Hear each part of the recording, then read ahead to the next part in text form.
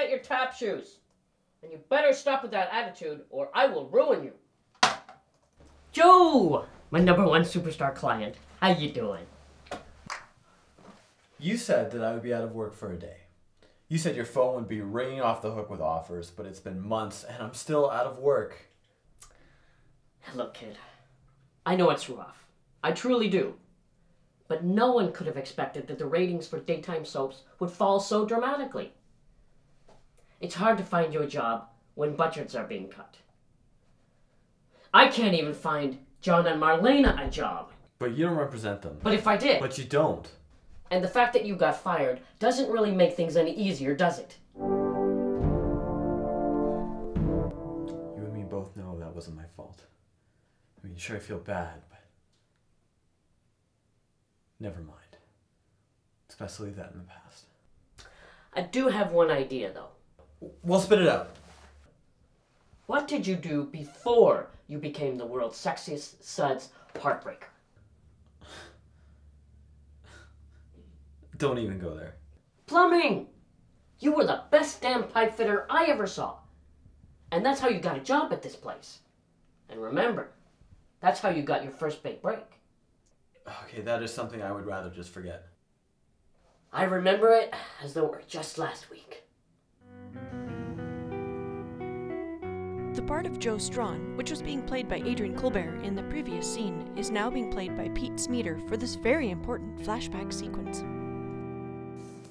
Ah, that was magnificent. Amazing. Unfortunately, you're a little young for the old and the useless. I could play older.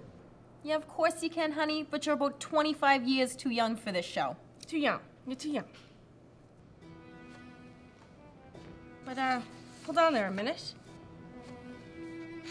It says here on your resume that you're a plumber. Are you a plumber? What? Right here on your resume, underneath this headshot of you dressed as a plumber, it says that you're a professional plumber. That shouldn't be on there. You probably think I'm some kind of joke. Sure, but that's beside the point. Listen, Joe, we got a faucet in the back here that's been leaking for days. It's been leaking for days. Do you mind having a look at it? You do mighty fine work.